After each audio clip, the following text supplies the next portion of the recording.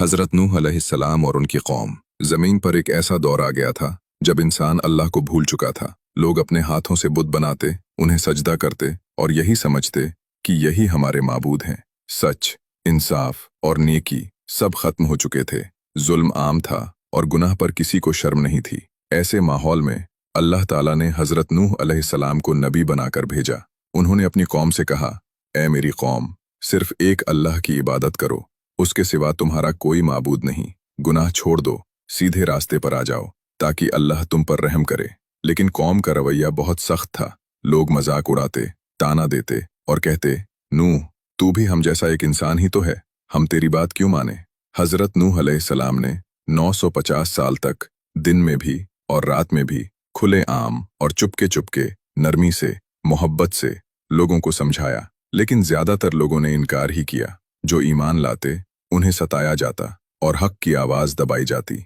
जब इनकार हद से बढ़ गया और जुल्म हर तरफ फैल गया तो अल्लाह का फैसला आ गया। अल्लाह ने हज़रत नूह अलैहिस्सलाम से फरमाया, अब तुम्हारी कौम में से वही लोग ईमान लाएंगे जो आ चुके हैं। इसके बाद कोई ईमान नहीं लाएगा।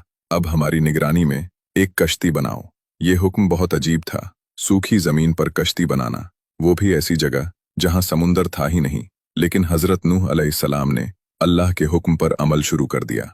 लकड़ी काटते, कीले लगाते और कश्ती बनाते रहे। कौम आती, हंसती और कहती, नूह, क्या अब बुढ़ापे में जहाजरान बन गए हो? पानी कहाँ है, कश्ती क्यों?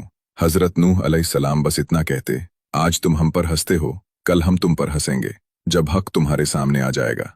जब कश्ती पूरी हो गई, अल्लाह ने एक निशानी बताई। जब तनूर से पानी उबलने लगे तो समझ लेना अजाब आ चुका है। अचानक जमीन से पानी निकलने लगा। आसमान से जोरदार बारिश होने लगी। ऐसी बारिश जो पहले कभी नहीं देखी गई थी। हर तरफ सिर्फ पानी ही पानी।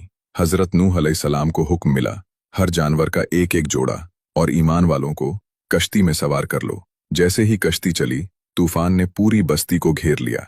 हज़रत नूह अलैहिस्सलाम ने अपने बेटे को देखा जो कश्ती से दूर खड़ा था। उन्होंने पुकारा, बेटा, हमारे साथ सवार हो जाओ, काफिरों के साथ न रहो। बेटे ने जवाब दिया, मैं किसी पहाड़ पर चढ़ जाऊंगा, वो मुझे बचा लेगा। हज़रत नूह अलैहिस्सलाम ने कहा, आज अल्लाह के हुक्म से कोई नहीं बच सकता। उसी वक्त एक बड़ी लहर आई और बेटा पानी में डूब गया। हज़रत नूह अलैहिस्सलाम खामोश हो गए, दिल गम से भर गया। लेकिन अल्लाह का फैसला सच्चा था। जब सब कुछ खत्म हो गया तो अल्लाह ने हुक्म दिया, ए ज़मीन, अपना पानी निगल जा, और ए आसमान, रुक जा। पानी कम हुआ और कश्ती एक पहाड़ पर ठहर गई। एक नई दुनिया शुरू हुई जो ईमान, शुक्र और फर्मा बरदारी पर कायम थी। ये वाक़या हमें सिखाता है कि हक देर से सही लेकिन आखिर गालिब आता है। तकब्बुर इंसान को तबाह कर देता है।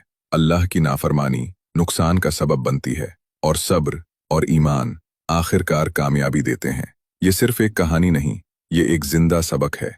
जो हक को जानकर भी इनकार करे वो हज़रत नूह अलैहिस्सलाम की कौम की तरह अपने अंजाम से बेखबर होता है।